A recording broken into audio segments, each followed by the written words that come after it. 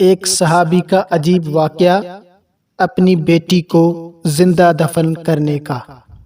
نبی علیہ الصلوۃ والسلام تشریف فرماتے کہ ایک صحابی آئے اور عرض کرنے لگا، اے اللہ کے حبیب، میں نے اپنی زندگی میں بہت بڑے بڑے گناہ کیے ہیں۔ نبی علیہ الصلوۃ والسلام نے فرمایا، اسلام لانے کی وجہ سے اللہ تعالیٰ بندے کے پچھلے تمام گناہ معاف فرما دیتے ہیں۔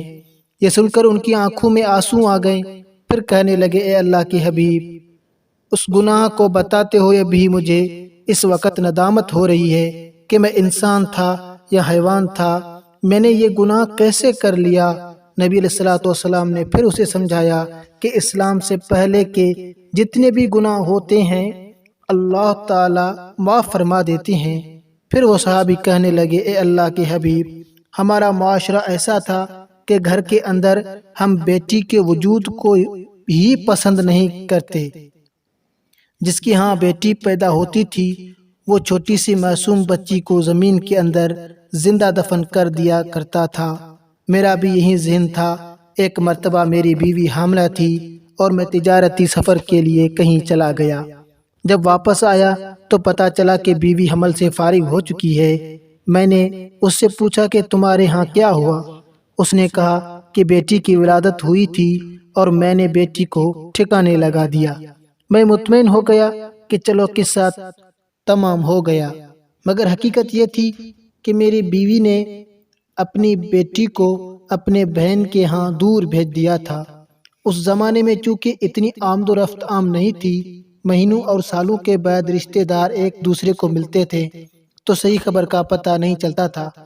چنانچہ یہ بچی میری بیوی کی بہن کے گھر پلتی رہی، حتیٰ کہ یہ چلنے پھرنے کے قابل ہو گئی۔ کبھی وہ بہن میری بیوی کو ملنے کے لیے آتی تو یہ بچی بھی ساتھ ہوتی۔ میں اسے اپنی سالی کی بیٹی ہی سمجھتا رہا۔ اب چھوٹی بچی جب گھر میں آتی تو کبھی مجھ سے بات کرتی، کبھی مجھے دیکھتی، کبھی ہنستی مسکراتی تو مجھے اچھی لگتی۔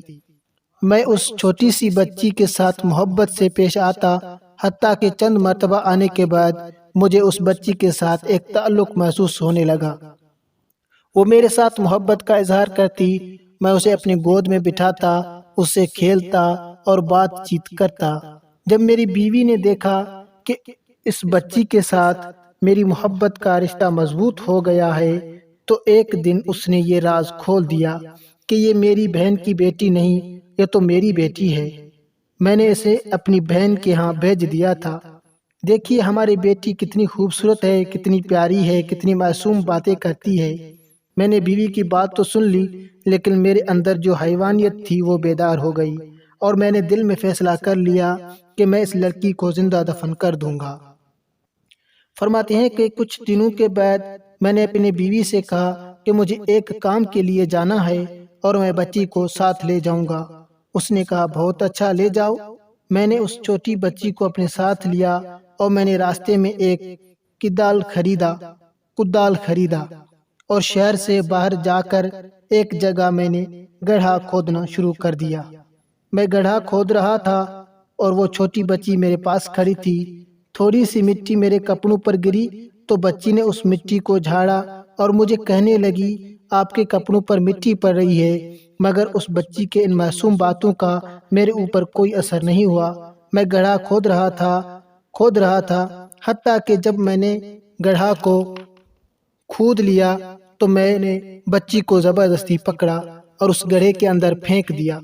پھر میں نے اس کے اوپر مٹی ڈالنا شروع کر دی۔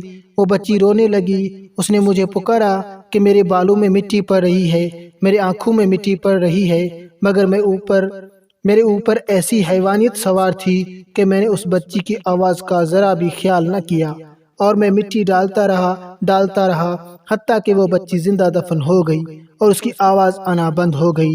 جب میں نے اس کو زمین میں زندہ دفن کر لیا تو واپس گھر آ گیا اور بیوی کو بتا دیا۔ بیوی بیچاری کیا کر سکتی ہے اور کیا کہہ سکتی تھی، یہ سن کر خاموش ہو گئی۔ اے اللہ کی حبیب، ایک زندگی کا وقت وہ بھی تھا کہ میں نے اپنے ہاتھوں سے اپنی زندہ بیٹی کو دفن کیا، پھر آپ تشریف لائے اور آپ نے آ کر ہمیں انسانیت سکھائی، دین سکھایا اور آپ نے ہمیں چھوٹے بچوں کے ساتھ پیار اور محبت سے رہنا سکھایا۔ اب یہ بیٹی جو میں نے اٹھائی ہوئی ہے یہ میری بھائی کی بیٹی ہے، یہ میرے بھائی کی بیٹی ہے، میری اپنی کوئی بیٹی نہیں۔